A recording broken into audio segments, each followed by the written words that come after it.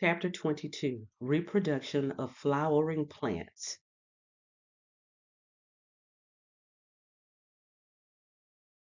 If you have faith as small as a mustard seed, you can say to this mountain, move from here to there, and it will move.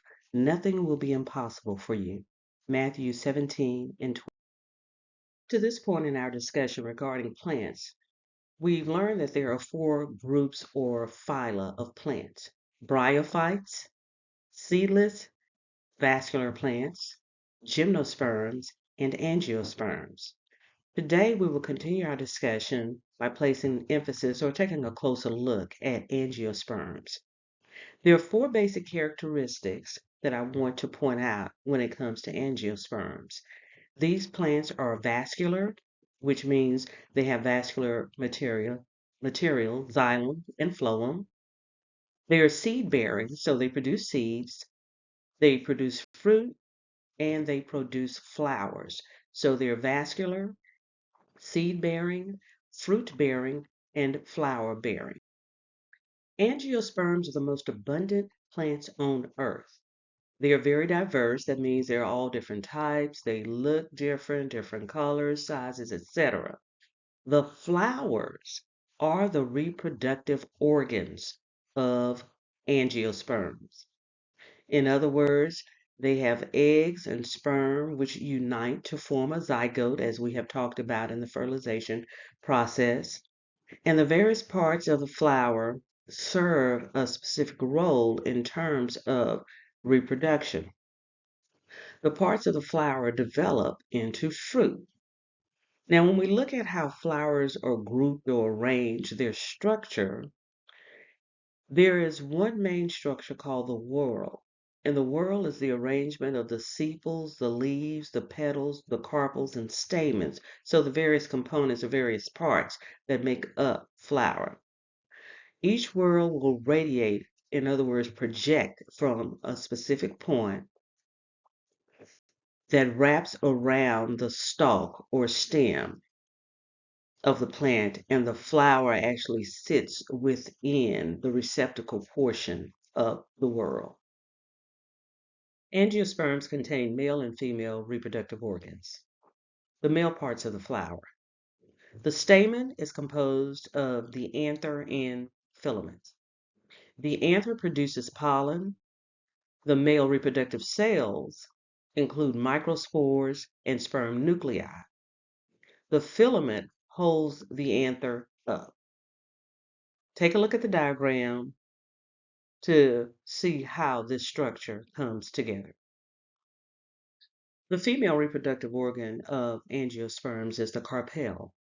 The carpel is composed of the stigma, the style, and the ovary. The stigma is located at the tip of the style. The style is the stalk-like upper part of the carpel. The ovary is located at the base of the carpel, and it encloses the egg-producing structure called the ovule.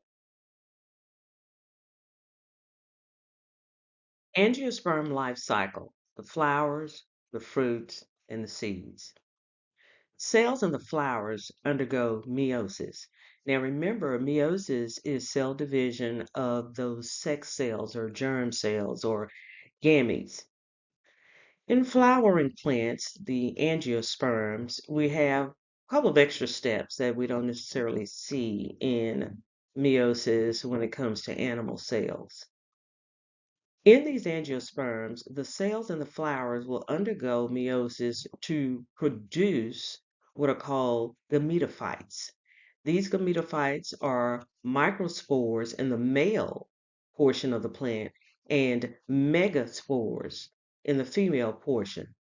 These male microspores will eventually develop into sperm cells, whereas the female megaspores will eventually develop into the eggs. Microspores and megaspores develop into gametophytes. So the male gametophyte are the pollen grains. The female gametophyte is the embryo sac. So the gametophytes, think of the gametophytes as precursors to the gametes or the sex cells. Fertilization produces diploid, zygote, and triploid endosperm. Diploid just meaning that 2N indication of one complete pair of chromosomes, so two chromosomes, one from each parent, male and female. And triploid means that there are going to be three chromosomes, so 3N. So fertilization will produce two structures, a diploid zygote, so the fertilized gamete, and a triploid structure, something containing three chromosomes that is referred to as the endosperm. This whole process results in a seed that is enclosed in a fruit. This seed eventually will germinate and produce the sporophyte. So germinate, in other words, be stimulated to grow. And then the end product will be that mature sporophyte, be it a tree, a flower, a bush, etc. So let's pause for a review of what we talked about so far.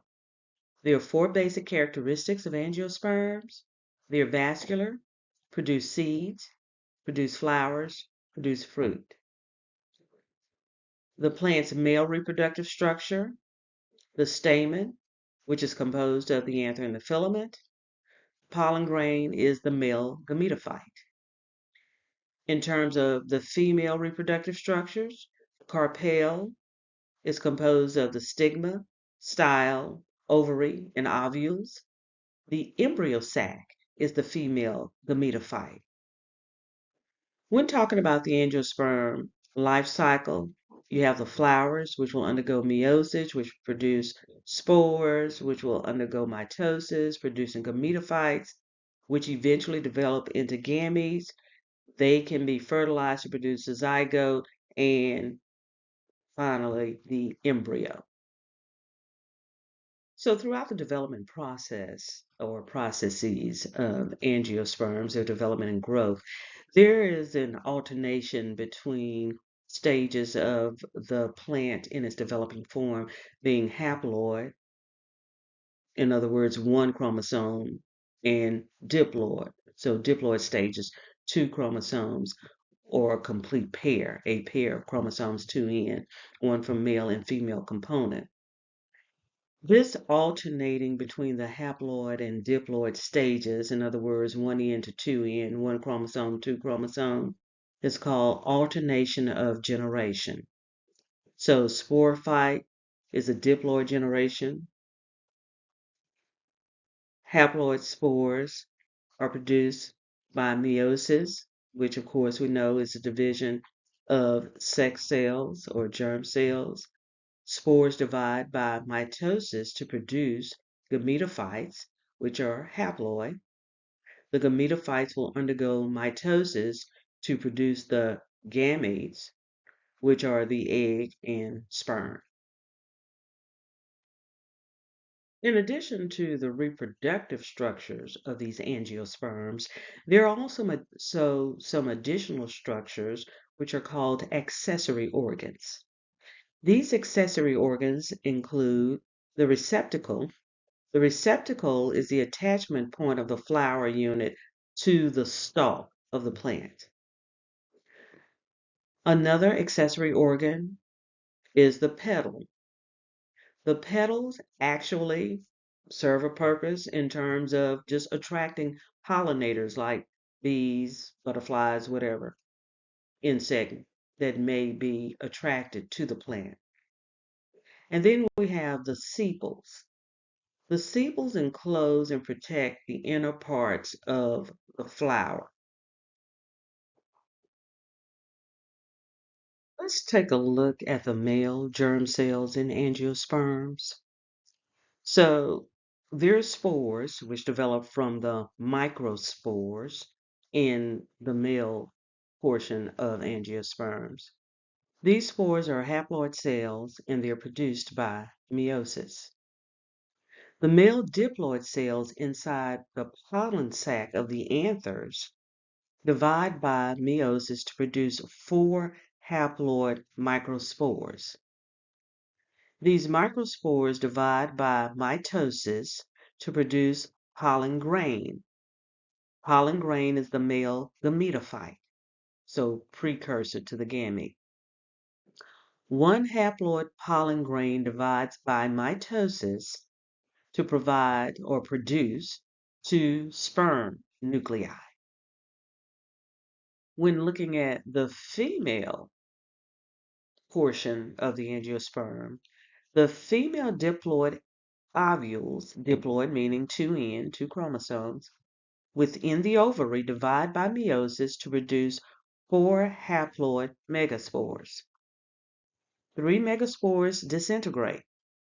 1 megaspore undergoes 3 additional mitotic divisions to form the embryo sac, which is the female gametophyte. The embryo sac divides into 7 cells. One of the cells is an egg, and one cell becomes the large central cell, which contains 2 nuclei. The current slide just illustrates the production of the male microspores and female megaspores and their progression through the whole process of fertilization. Once the microspores produce the pollen grain is now deposited at the stigma, which stimulates growth of the pollen tube that actually transports the pollen down to the ovary section so that the egg can now become fertilized and thereby producing the zygote.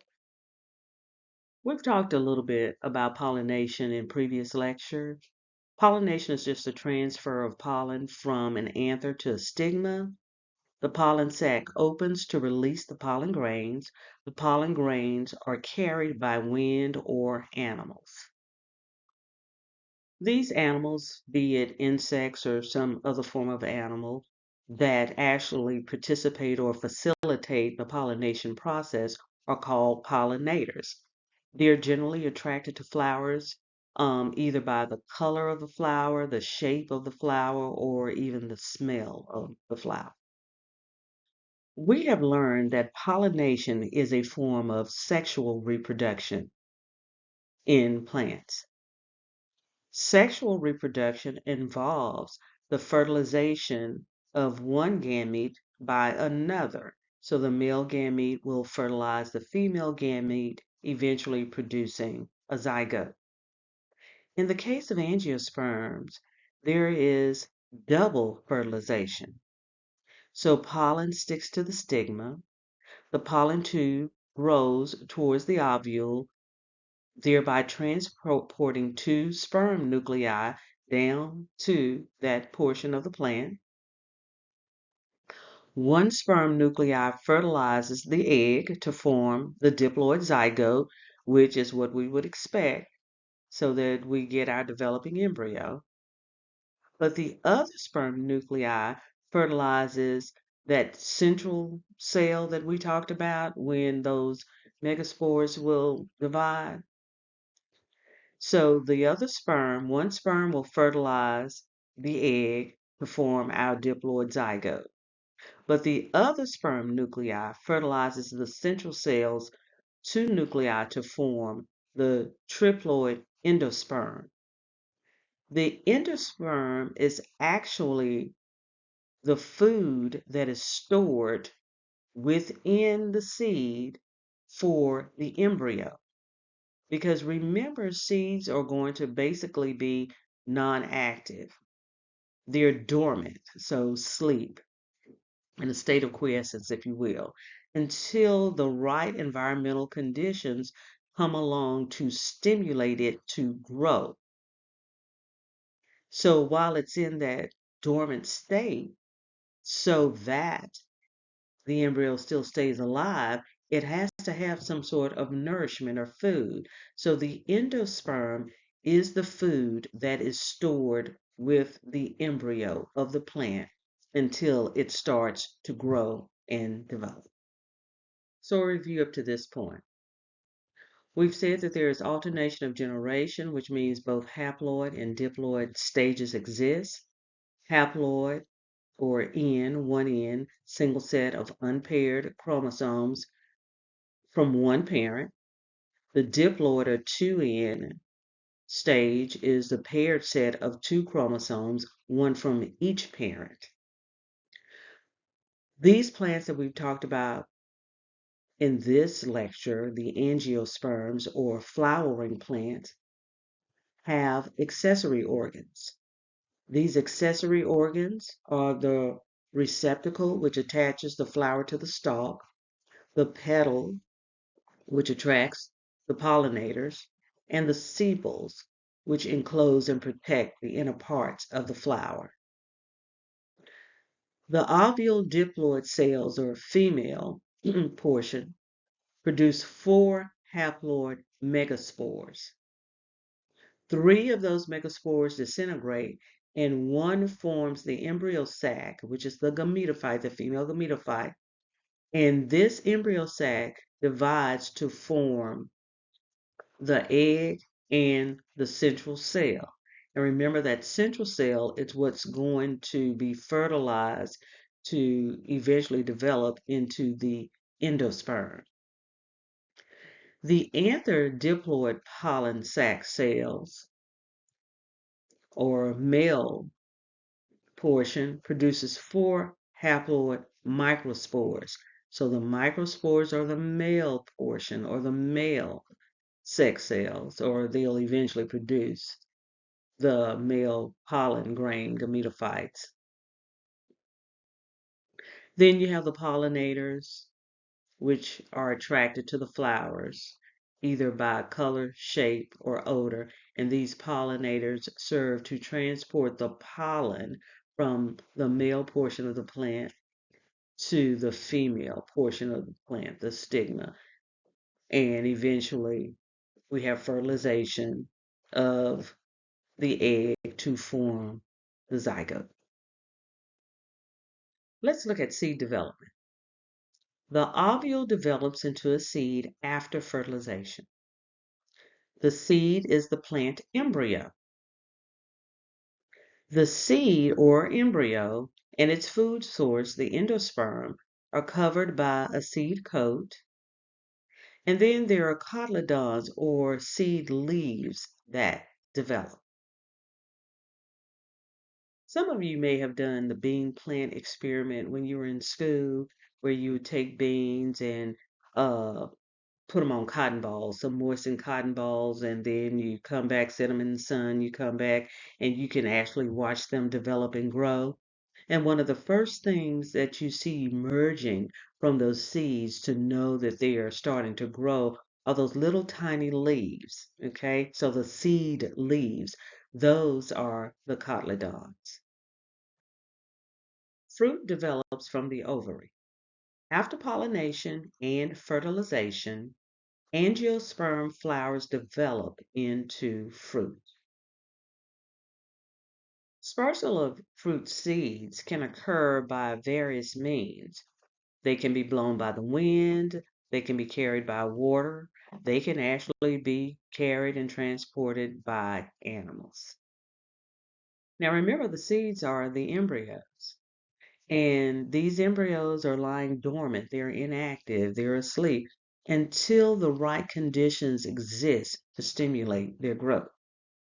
Germination is the stimulation of the initial growth and development of seeds after this dormancy or this sleep stage.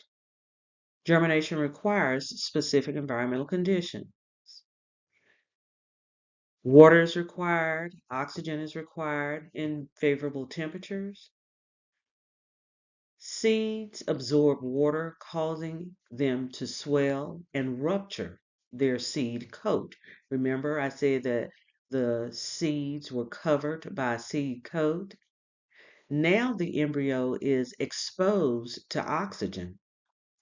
Water may also stimulate seed to release hormones. So remember that the stimulation of the initial growth and development of seeds to bring them out of their dormant stage is called germination.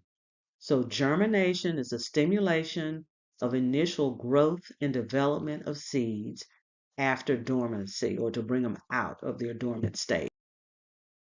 This slide merely depicting the bean experiment that I kind of referenced earlier. And the wonderful thing about these bean experiments, you can actually visualize that whole process that I talked about in terms of having the seed and then having it to germinate and seeing those cotyledons form and eventually, the various components of the plant as it grows and develops. This, again, I remember doing this experiment actually in elementary school, and some of you all may have done it at different stages in your science academia as well. So, of course, we all know that various nutrients and minerals are required for anything to grow, and that's no different for plants. Likewise, hormones are involved in the growth process, and there are a lot of different hormones that are involved in the growth process of plants, but we'll just place emphasis on a few. The first set of hormones are called auxins. Auxins regulate elongation in stems and fruit, but have the opposite effect on the roots. They control the plant's response to light and gravity. There are another set of hormones called cytokinins. Cytokinins stimulate cytokinesis and cell division. They are more concentrated in the roots. They slow the aging process in mature leaves, and they extend the shelf life of leafy vegetables. So, in the agricultural process, cytokinins are important in terms of making sure that the veggies and fruits stay good, if you will, edible on the shelves a little bit longer once they are harvested. Then you have a set of hormones called gibberellins, which cause shoot elongation. And remember, the shoot is any portion of the plant that is above the ground. Plants can respond to various external stimuli when they're growing and developing. Let's take a look at various scenarios. There is something called tropism, and this is the growth or turning movement in response to a stimuli. So tropism is just the growth or turning movement in response to a stimuli. If that stimuli is light that causes the turning, that is called phototropism. So in phototropism, plants can grow either towards or away from light. This is regulated by the hormones called auxins. So you have some plants, and you've had this, and I know we did this with a daisy experiment. You'll have a daisy, you turn it towards the light, and you see the plant growing towards the light.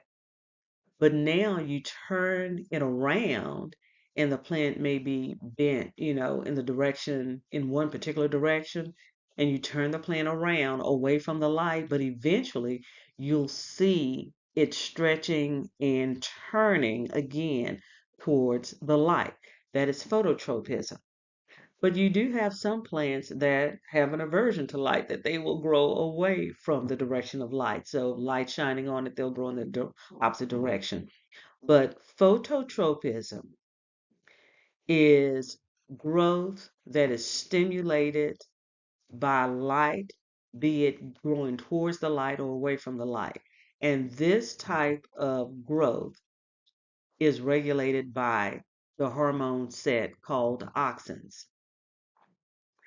There is also a phenomenon called gravitropism. This is directional growth in response to gravity.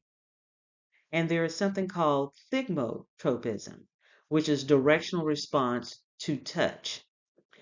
When you see those climbing ivies and other plants that are climbing plants that are attached to trellises, etc., these plants are actually responding to the touch of what is next to them.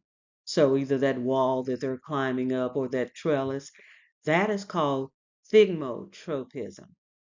So in other words, directional response to touch or something touching it. So the plant growing towards or on what is touching it. That is thigmotropism.